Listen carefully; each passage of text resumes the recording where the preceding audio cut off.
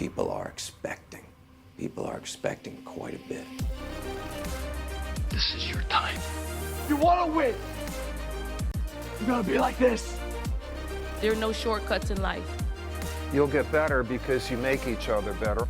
The inches we need are everywhere around us. I know plenty of people that are capable. I know fewer people that are willing. You have to believe it to do it. Now, what are you going to do? Welcome in, everybody. You are listening to the Season 3 premiere of Sideline Sessions here on the B Podcast Network. If you haven't yet had a chance to check out our previous seasons, we've talked to coaches, performance experts, sports psychologists, experts on the recruiting landscape, parent advocates, a whole variety of great perspectives on sports, from team sports, football, basketball, baseball, and more, to Olympic sports, to golf, tennis. So there's a lot there to dig into when you have a chance, but listen to this one first and then you can go back. But we're also looking forward to bringing you a variety of great conversations here this season. And we are starting it off with my guest today, Damon Lembi. Damon is a two-time best-selling author. He's the host of the Learn It All podcast and CEO of a company called Learnit, which is a live learning platform that has upskilled over 2 million people. And Damon began his career in the baseball world. He brings that athlete's perspective to leadership, and we're going to talk about that today as it applies to youth sports, helping young athletes develop a learn it all mindset, moving away from pressuring kids to specialize in one sport, and more things that are valuable to you if you're a coach, if you're a parent, if you're involved with student athletes in any of these roles. What are the things that are valuable and relevant to you? What are some things you might want to think about and try? Damon, it's a pleasure to have you here. Ross, well, I'm excited to be here talking about one of my favorite subjects, kids and sports. I feel a little pressure now that I know that kicking off season 3, I think it is, you said. So, but I'll give it my best, and I know we'll have a great conversation. Yeah, excellent. So the timing for this is great. When this is publishing, we're going to be kicking off the Major League Baseball postseason here. Tell us about your baseball career, your background, your journey through the sport, the different roles you filled there. Give us that context, and then, you can talk about how you apply those lessons still to the work you do today, whether it's inside or outside of sports. Great. So again, I'm Damon Lembi. I was born and raised in the San Francisco Bay Area in a town called Burlingame. And growing up, it was all about sports for me. I was really lucky. All my buddies were athletes. They had good families who supported it. And, it was really baseball, basketball, soccer, and football. And, big Niners fan, Warriors fan, Giants fans. So we played all the sports.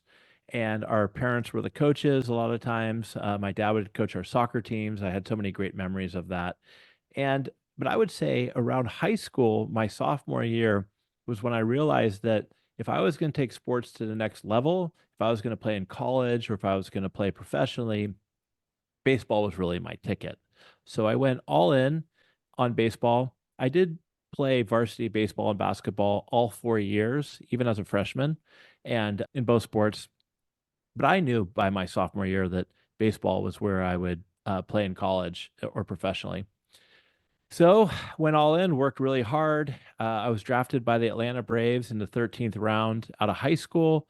I was a high school All-American in baseball, and my parents were really cool. They said, hey, this is your choice. Do you want to go professional and go the minor league route, or do you want to go to college?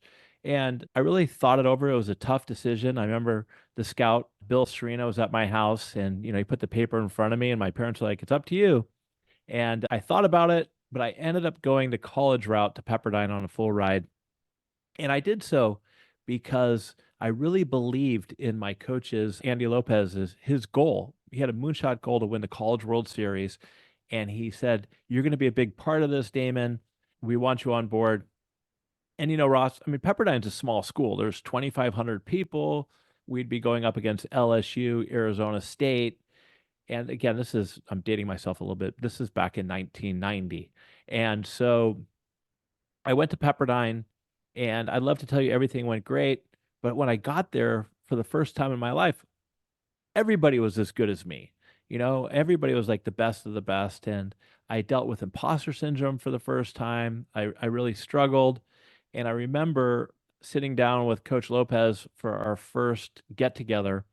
And he sat me down and he said, "Hey, Damon, when we brought you on board, we did so because we believed that you had Division 1 talent. You'd be a great hitter for the middle of our lineup, and you'd have a big impact."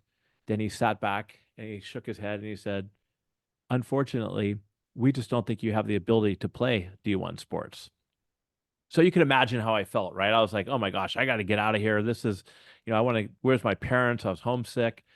But before I could even finish what I had to say, he leaned forward, looked at me, pointed at me, and said, "That's not what we think, Damon. The problem is that's what you think about yourself. We think you have the talent, we think you have the ability, but you got to get out of these self limiting beliefs and the self doubt."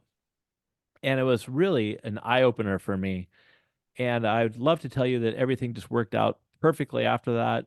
Unfortunately, I got hurt in a random preseason accident in baseball, and I ended up transferring. They didn't have the transfer portal like they do now.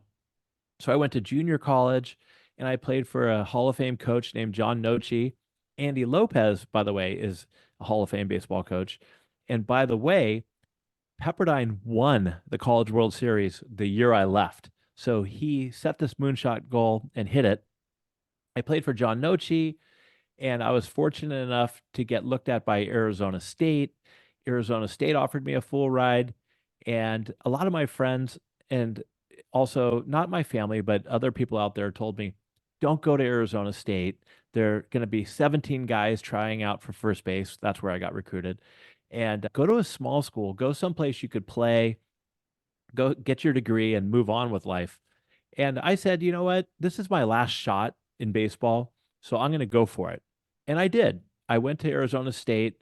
I left it all on the field, so to speak. I was the first one there. I was the last one to leave. I worked really hard on the areas that I was struggling on, and it was a tremendous experience for me. I made the team. I was a starting first baseman. I think I finished second in the league in hitting, and I ended up hitting a home run in the College World Series. And I always thought that, when you succeed at one level, you're automatically guaranteed opportunities to go to the next level. Unfortunately, I'm sitting there in Omaha the day after I hit a home run in the College World Series. My best friend, Jacob Cruz, who I got to get on your show, I'll ask him. He got his call early in the morning. He was a first round pick for the Giants. He had a big 10, 12-year career in the big leagues. Now he's a hitting director for the Giants. And getting back to my story, I didn't get drafted. So 10 or 12 people on the team got drafted. My baseball career was essentially over with. And it was really difficult for me. I mean, I only identified as a baseball player my whole life. And here I was, 22 years old, and I wasn't sure if any of my skills were transferable in any way. And so, I don't know, I went through a pretty depressed and struggled with what to do next, which is also very common for athletes whose career comes to an end. Yeah, I think a lot of what you described there speaks to a lot of the challenges of athletics and the things that coaches need to be attuned to and figure out how to navigate with their athletes as well. Like one thing that I've talked about on this show to a few of our guests is the role of, for example, a high school coach in helping a student athlete navigate the college recruiting process. And how do you find the balance of using your expertise to their benefit? You have an athlete on your team who thinks they want to play Division 1, but your expertise tells you that they should be targeting Division 3. And so you want to be able to help them and give them good information and support them. At the same time, you need to build up their confidence for how they're participating in your program. And so it's trying to figure out, okay, how do I, and for athletes, every athlete, no matter who, gets to that point where they can no longer compete at whatever level they are. Whether it's you keep moving up the levels and eventually you get to the level where, as you say, everybody's as good as me, whether that's high school, college, professional, right? Or even if you're an elite professional athlete, eventually you get to the age or you have injuries or whatever where you no longer can compete the way you're used to. And in order to even get to the highest possible level, you have to have an unreasonable of self-confidence and perspective, right? To believe that you can be better than anybody you're going against when you know that everybody there is the best of the best at what they do. You really do have to have an unreasonable level of belief to say, I can still be better than them, right? No matter how good you are.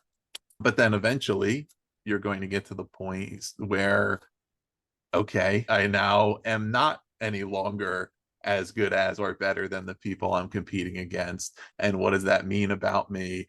And how do I define my, my self perception, my sense of self-worth, etc., with these conflicting things going on? And I think, that speaks to, of course, one of the challenges of becoming the best, but also certainly one of the challenges of how coaches can work through that, and how they're, if it's a team sport, how they're navigating the different egos and beliefs of different athletes and trying to get them into the place where they can make the best contributions to that organization in a way that still demonstrates confidence in them and helps them build their confidence. What, I guess, coaches throughout your journey, you've mentioned a couple examples, but there's lessons, of course, that you still use, whether it was explicit things that coaches specifically taught you and spoke to you about, whether it was just things you absorbed and picked up from being around some coaches, positive or negative, right? But the things that have stuck with you and that have given you a perspective as you've gone on, now that you have a perspective looking at youth sports as a coach and a parent, and then other things you're doing in life. Sports are often spoken about, right, as character building. And sometimes I think there's not a lot of explicit focus on that, or it's almost like an excuse for some coaches to be hard on their players, and they'll say, well, it's going to build their character. But of course, there's others who have a real plan around that, and that's part of what they are cultivating, is those life skills and those social emotional skills, etc., that help you perform in athletics and other. But anyway, that's a long way of saying, what are some of those things that you picked up and that still stick with you, that you're still able to apply, and whether or not they were something that a coach told you directly, or it was just things that you saw happening, and then maybe you needed the benefit of time even to kind of figure out what the lesson was. Almost all my lessons I learned from sports, and from my father and my mom. My dad was a coach, but it goes all the way back to, I mean, one of the first ones that sticks with me, is I had a coach, John DeVos, in high school. And so when I was eighth grader, he'd come out and watch us play. And then over the summer before high school, he really took me under his wing and brought me into the mix, for baseball. And there's so many great lessons and so many great stories. And I just, for you parents and for you youth coaches out there, you probably know this, but if you don't, you have an opportunity to make an incredible impact, positively and negatively, on kids' life. You know what I mean? They're so formable at these ages. And before I get to my John DeVos story, something that just popped up in my mind. When I was 5 years old and my parents wanted me to go skiing, they gave me ski lessons. And they put me in with this ski instructor, and he was so mean, and told me I was soft and basically made me cry. And guess what? I hated skiing. And that was a huge negative impact at 5 years old. So be mindful of that. But getting back to my John DeVos story, one of the things that I remember the most is when I was at the beginning of my senior year in high school. I had a great junior year, but I struggled coming in 3 or 4 games into the season. I wasn't doing well. I had all this pressure on me. Baseball scouts were coming to the games. Everybody was expecting me to carry everything, and I started doubting myself. And this was 1990. We sat down for breakfast, and he handed across to me a manila envelope, not envelope, but a folder, and with all these press clippings, from the last couple of years that he saved of me. And he's like, I just want you to read this for 5 minutes while I drink my coffee. And then I looked at him, it's like Damon hit 2 home runs, they won the game, pitched this and that, basketball stuff. Then he said, son, you're great. You're probably the best that I've ever coached, and your team is counting on you, but we're all supportive of you. Just go out there and have fun. Okay? You don't need to prove it to your father. You don't need to prove it to me, because as great as my dad was, I could always hear him in the background going, "Take that shot. Take that shot. Why didn't you swing at that pitch?" And it was hard. So parents, don't get too involved in that way. It causes unnecessary pressure. But I walked away from that breakfast with Coach DeVos feeling so great about myself. I went out 2 days later against Carlmont, and I think I hit 3 home runs that day. And I ended up having a great season. But there are just so many, Ross, so many stories over the years of coaches helping you really see the talent that you have, or pointing out the accomplishments that you've done. And it's had an incredible impact on me over the years and on other people. And I want to say I'm not opposed to, coaches giving tough constructive feedback. I think that we are even a little too soft with trophies for everybody. So I think it's good to have direct constructive feedback, just not in a way that, is demeaning. So like that guy was to me at Incline Village, when I was 5 years old. So what have I learned over the years? I mean, there's so many things. I like to call it the athletic education, which I don't think is replaceable. And even if your kid only makes it through high school or even before high school, playing sports, especially team sports, you learn how to collaborate. You learn how to deal with adversity. You learn how to overcome failures. There's so much around discipline and work ethic. And I just want to advocate for, get your kids involved in sports. They don't need to be the best on the team, but they just need to go out there and hopefully enjoy it, play different sports, learn what they can, get away from the video games, get away from the social media. And there's so many life lessons and career lessons you can learn from playing individual sports and team sports. So, following along those lines, one of the topics of interest is around specialization, right? And the pressures that a lot of kids, parents feel around that, due to, one, I think, just the increased competition for opportunities, whether that's around scholarships or professional opportunities, and specializing earlier and earlier, and then also the way some coaches treat it. But what's your perspective on specialization? A couple of minutes ago, you were talking about, high school coaches helping navigate kids in the college recruiting process and everything. It actually starts a lot sooner than that. Some kids are in like 6th grade when this starts. And so parents, one of the things that I want you to watch out for, and if you're coaches who are like this, I hope you're listening as well, is I'm not a huge fan of these coaches who are charging, $80 to $120 an hour for hitting or fielding or whatever it is. And they're out there telling these kids that they have D1 potential.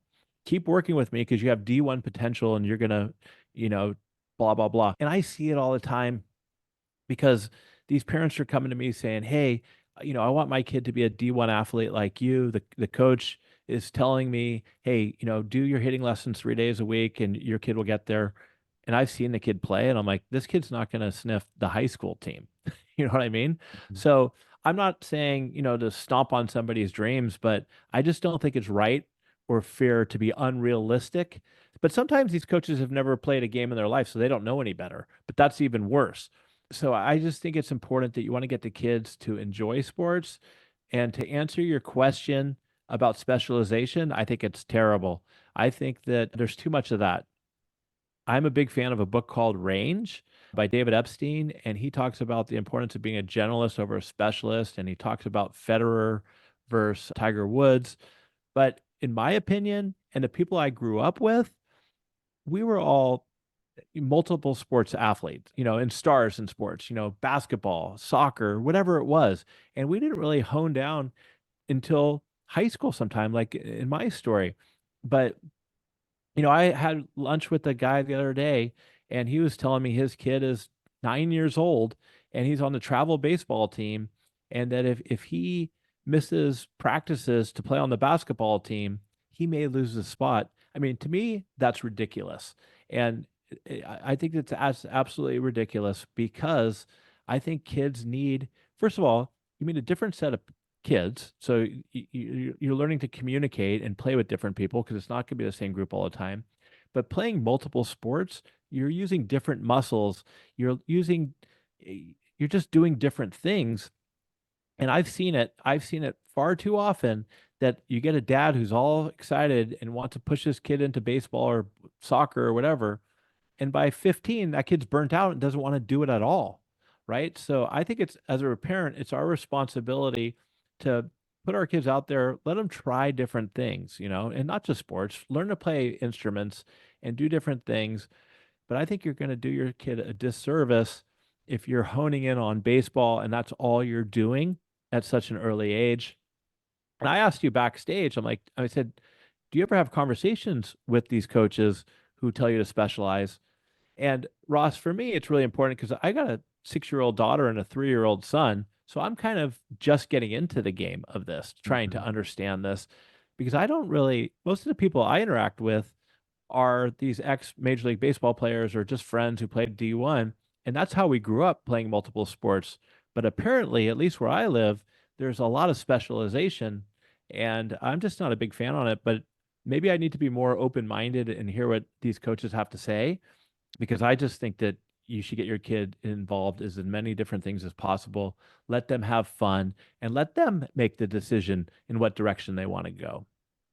Yeah, I mean, I would be certainly interested in hearing more about the case for specialization. And I mentioned, I definitely hear more of it with respect to individual sports because of the way those sports work, right? I mean, there's, particularly tennis, some Olympic sports, right? I mean, you go professional as a teenager, possibly as a 14, 15-year-old. So of course there's certain time pressures on that to get pretty quickly to your elite performance level. And that's kind of the way those sports work. I have had many team sports coaches, especially US-based coaches, tell me it is not a priority for specialization. I either recommend kids play a bunch of sports or it doesn't make a difference to me. When they're on my team playing my sport, I care about what we're doing at that time. Outside of that, I'm not telling them they shouldn't do other things. And most of the time it's beneficial. I think specifically, sometimes we can get into the weeds here. We're talking about baseball. I think youth specialization, to me, I would have to, I have a very strong feeling that it is probably the leading cause of pitching injuries. And, we look at pitching injuries in professionals and they say, well, these teams are doing all these things and they're monitoring pitch counts and they're really conservative with the minor leaguers and all of those things. And it still isn't making a difference because they're getting hurt more. And it must be because they're throwing so hard. And yeah, I'm sure that's part of it, right? The human body throwing a pitch 102 miles an hour is different from 88. But I think 90% of it is already, the damage is done by the time that kid goes pro. Because if they're pitching year round as a teenager and then they go to these college programs that really abuse those arms and go way beyond the recommended pitch count, right? By the time they're there, that wear and tear is already there. And at that point, it's just a matter of time before that injury happens. So that's a case. I mean, there's one and the other. There's, well, at least they got there, right? And if they got to the point where they were able to cash in with at least one contract, then maybe it paid off.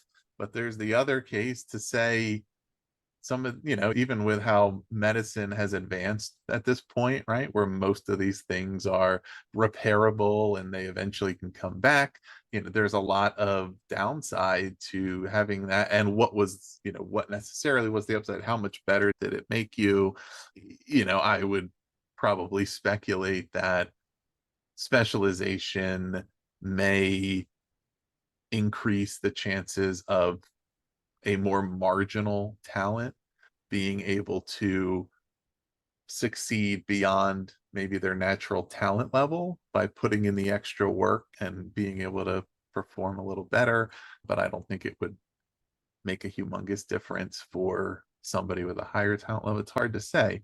But I also I think many of the most successful athletes historically, famously, played multiple sports, right?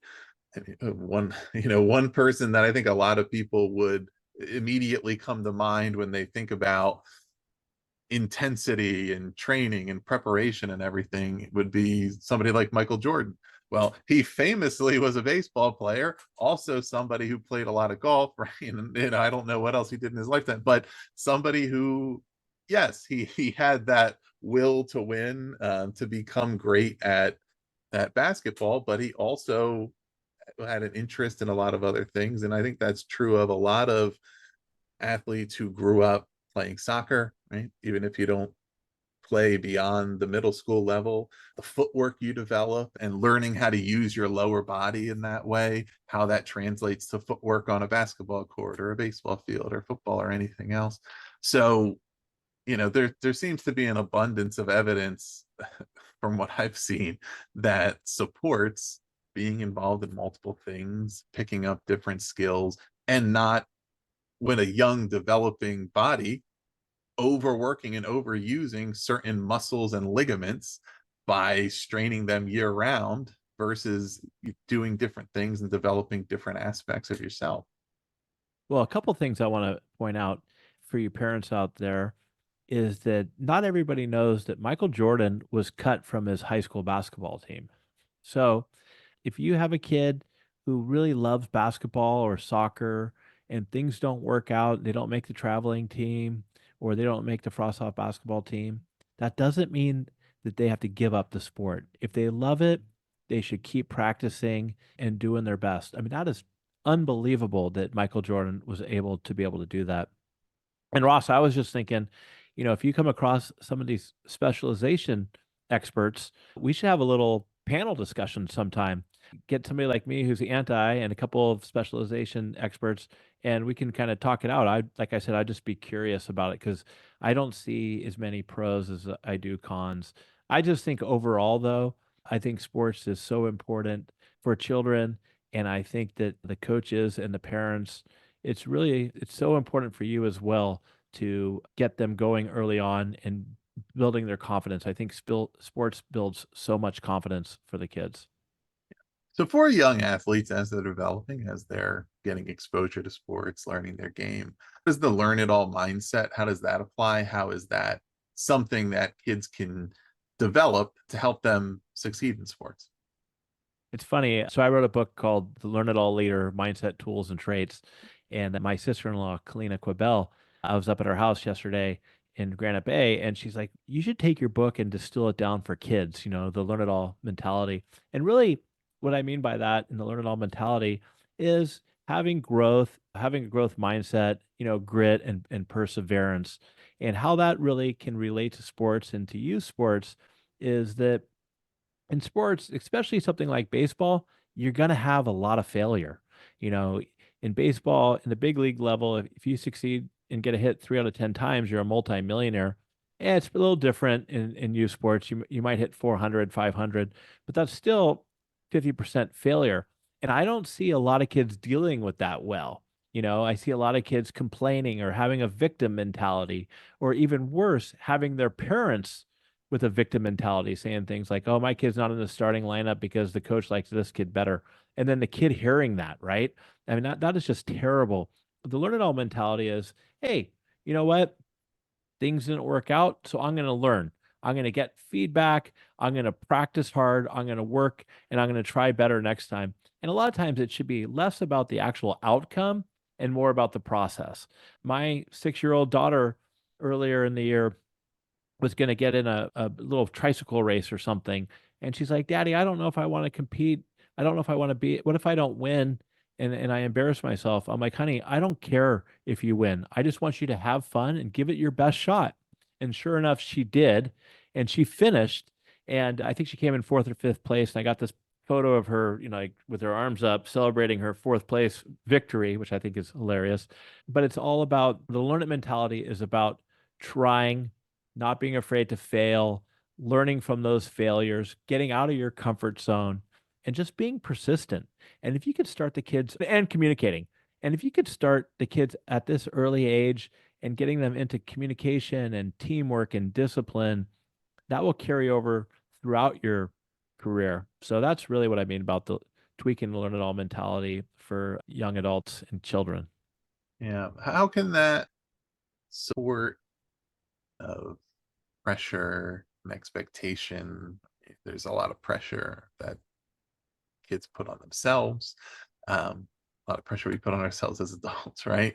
But there's also other people who are either applying appropriate or inappropriate pressure, and certainly challenging an athlete to improve their performance, to reach beyond their previous best, etc., requires some application of at least some form of expectations or some motivation to do so that sometimes needs to be applied by a coach or a parent or someone else, but also things that are appropriate for kids versus what's appropriate for a professional. There's ways of doing so that turn a young athlete off from the sport or from wanting to participate. There's other things that help them.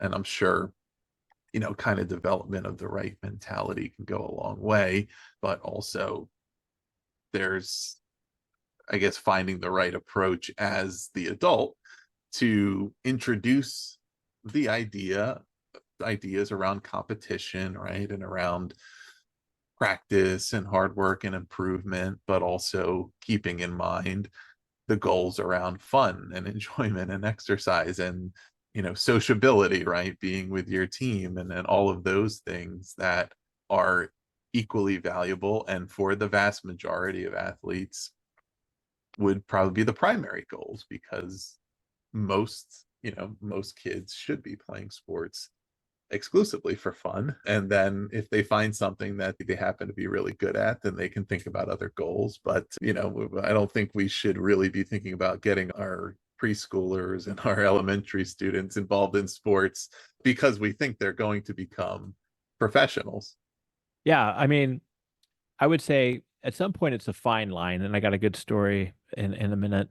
But I look at it, a lot of it again comes back to the coaches and the parents. I think the coaches and the parents are the ones who are typically putting a lot more pressure on the kids than need be. So I think that's an issue. The story, but on the flip side, I went and had breakfast with a buddy the other day, and his daughter goes to a private school here in Marin County, and his daughter's soccer team was getting crushed, probably 12-0. And on the sideline, the girls were screwing around. They weren't paying attention. They were laughing and joking, and the coach didn't really care. He wasn't paying much attention, really. And the father I was with, he's like, "Look, I'm not saying that we should go out and reprimand the kids for this, right? But on the other hand, I want my kids to learn competition and see, and not want to get embarrassed 12-0, right? They should at least take this a little bit more serious. And he's like, I might even just pull my daughter out of the school if this is the way that competition is approached. Now, that's taking it to an extreme, but essentially what he's saying is, hey, look, you know what? I don't think that you should have a heavy hand on the kids, but the kids should at least be taking pride, is I guess is what I'm trying to say, Ross, in what they're doing. Take pride in what you're doing and put out a good effort where in this case the kids were getting stomped and nobody cared. So I think take pride in what you do, but on the other hand, let's not make it so that I was at my daughter's 7-year-old soccer game the other day, and on the other field, some dad was like yelling and screaming at the refs. I mean, the kid, that kid, they're probably playing in a 10-year-old league. I mean, but come on, man. I mean, let's let the kids have fun. The refs getting paid nothing, probably, and so I think there's a fine balance between taking pride in what you're doing and learning to be competitive, and just going too far and seeing the parents and the coaches out there who make it not fun for kids. I've had coaches like that through my life. And as much as I love my dad and he was my idol, like I mentioned earlier, there were times I felt unwarranted pressure from him in high school. And even some of my coaches, like this coach DeVos, told my dad, turn it down a notch, just don't give Damon such a hard time. And but I don't know, maybe some of that's what made me a better competitor than some of the other kids. So maybe there just has to be a fine balance where you have to be self-aware enough to make sure that you're not putting too much undue pressure on the kids, but at the same time making sure that they're taking pride in whatever they do and putting in the work ethic. Hopefully that makes sense. Yeah, I mean, my experience across all areas of life is that the pursuit of growth and aspirational effort is more motivating and more fulfilling than loss aversion, right? And again, you'll hear many of the elite athletes who talk about they're just so afraid to lose. That's what drives them to work so hard, because they don't want to have that feeling of losing. And while that's happening, they're miserable, right? Now, when you're a professional and you're paid that kind of money, right, like that's why you do it. But that's not really how we would want kids, and that's not going to sustain. And as you were referencing, right, there's a way to, I think, introduce the concepts of winning and losing to kids and have them have awareness around the results of competition and want to win without just feeling like it's all worthless if they don't end up winning that day, or they're on a team that doesn't have a successful season. That it doesn't mean there aren't other benefits that come from it, but to understand, I mean, that would be part of understanding what it means to participate in that sport is how does the scoring work and how are the results tallied, right? And all those things. And if kids are 3 years old, that doesn't matter. But once they get to be 6, 7, 8, right? It's scaffolded to the point where we don't want kids that are that young to be consumed with wins and losses, but to still understand that that's the goal for the team. It's also, I think, a good way to learn about teamwork and collaboration and what it means to be accountable to your teammates, to perform for them, right? And that's something for coaches. I mean, I've certainly heard countless tales of coaches of youth sports who take that stuff too seriously and are maybe too hard on the players. I've also heard from, friends who say, I wish my kid's coach would take that a little more seriously. Like, my kid's coach doesn't care about winning, losing at all. And I feel like there's something the kids aren't learning from that. Just as much, I've probably heard the most horror stories about how parents behave, right? And how nobody wants to coach youth sports because of the way parents act. So there's a lot of things at play here, but that's part of learning about what it means to participate in sports, is having an understanding of how that all works, but also understanding that you can get a little better tomorrow, or just because, today didn't go well doesn't mean the next game won't, or, practice is important too. And practice is what prepares you for the game, and all those kind of things, and just understanding and navigating and hopefully using sound judgment around what are the appropriate things to prioritize and how to prioritize them at different stages. Yeah, I mean, I want to look, I love to win. I want to win. And quite honestly, I don't think I would have gotten to where I did if I didn't have a passion for winning. But it just needs to be put into perspective as well. When I was coaching a high school frost-off baseball team 10 years ago, my old school, I would play the kids, Ross, who showed up to practice on time and who worked hard, regardless of their talent level. But I wanted to win. And, I took a lot of heat from some of the parents whose kids were maybe better and they're saying, my kid should be playing, blah, blah, blah, this and that. And all I was trying to do, I was trying to teach them life lessons. Show up on time, take pride in what you're doing, and let's be competitive. And yeah, so hopefully parents are self-aware enough too that at home they're teaching those skills to their kids, so their kids are running out ground balls or at least showing up on time. But it was just kind of frustrating for me to see parents get so involved and calling me and trying to tell me what to do when I was just trying to teach their kids on way to behave, because what you just said a moment is so true. Winning or losing, you learn about teamwork, you learn about persistence, you learn about dealing with failure, you learn all these wonderful things that are going to be so important for you later on in life. And the parents need to be, you know, understand that as well. So it's tough. I think it's tough. And that is another thing what you said. That's why a lot of times people don't want to coach youth sports because of dealing with that nonsense. And people, you see it too often. So I think for you parents out there who aren't coaching your kids' teams, maybe you should, or maybe you should give a little grace to your coaches out there who maybe are putting in an honest effort and want to make your kids better.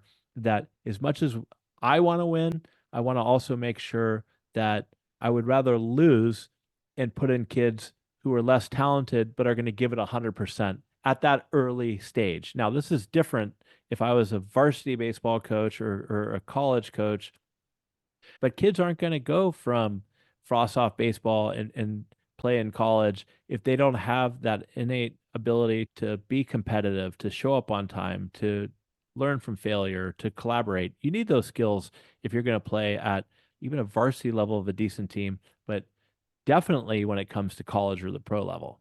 It's a different level. Yeah, and I mean, and as the coach, right, you're responsible to all the kids. Obviously, parents are focused on their child, but hopefully most understand and have enough perspective to understand their kid's not the only kid. And that effort should be rewarded. If you show up to practice and you work hard, that you deserve an opportunity to play in the game. And it doesn't mean we're not trying to win, but we're trying to win within a structure that allows everybody to be a part of that. And that what a lot of young athletes and parents, et cetera, might not realize is that in the long run, being a good teammate is a lot more important than you might think, right? Even when you get to the upper levels of the sport, being somebody that people want to be around, that coaches like to have around, that teammates respond to, means a lot more to your ability to achieve your potential, to get opportunities than you may assume if you think it's exclusively about talent and productivity. But these sports, when you get to those levels in college and professional, you're around these people all the time. And nobody wants to spend that amount of time around somebody they can't stand, or somebody who doesn't care about the team as a whole or their individual teammates. And there's opportunities you miss out on when you don't prioritize that. So it's good to learn that at a young age. So Damon, as we're getting closer to the end of our conversation, one more piece that I'd love to use to wrap this all up.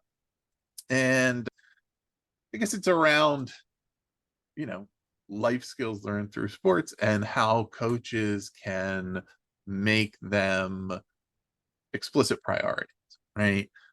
There's emotional intelligence. There's the fact of, how you are still applying lessons from sports to leadership in the business world, right?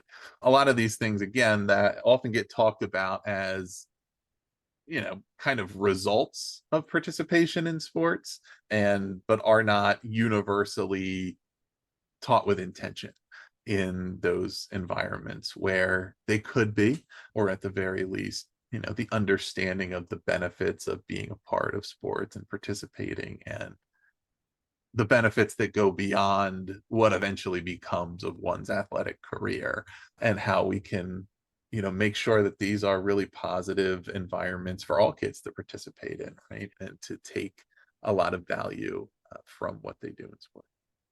Well, if I had to distill it down into three things that I would love to see youth coaches do, I would start off with number one is youth coaches help these children build confidence, highlight what they're really good at and the achievements that they've had.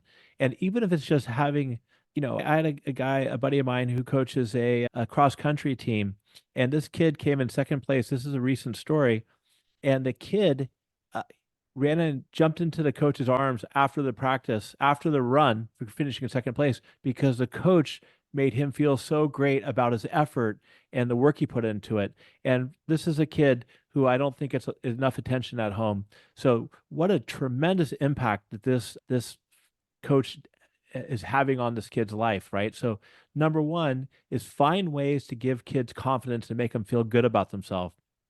Number two is do your best to help them learn work ethic, right? Work ethic, having a strong work ethic is going to get you a long way in life. It's going to help you get through a lot of failures and mistakes, is just working through things. And so if we at an early age can teach kids work ethic, that's amazing.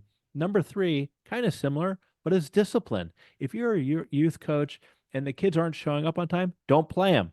If they are showing up on time, put them in, and that also has to deal with the discipline of being a team player, right? Learning to collaborate, like you said, having your teammates' backs. Don't be a ball hog and shooting all the time. Learn to pass, have discipline. So I would say confidence, work ethic, discipline, and a very close number four, again, is the collaboration teamwork part. So I would just leave it at that. Those are the four main things that I think, three or four main things that I think that youth coaches at all levels, from kids at 6 years old to 16, should be focusing on.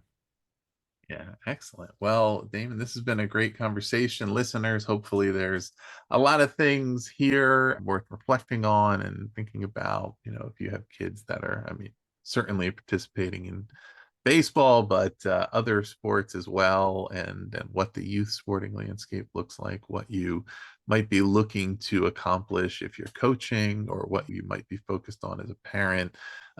It's kind of an ever evolving landscape, but the good thing is that there's opportunities for everyone, and that there are reasons to not feel so pressured by what might seem to be some of the trends or forces at play, right? To participate in a way that works for you, that your child enjoys, that you feel like you're learning and getting benefits from it, and learning as you go and figuring out what you enjoy the most, what you feel like you're succeeding in, and what opportunities you want to work toward. That there's a lot of different ways to go about it. So, Damon, thanks so much for being here.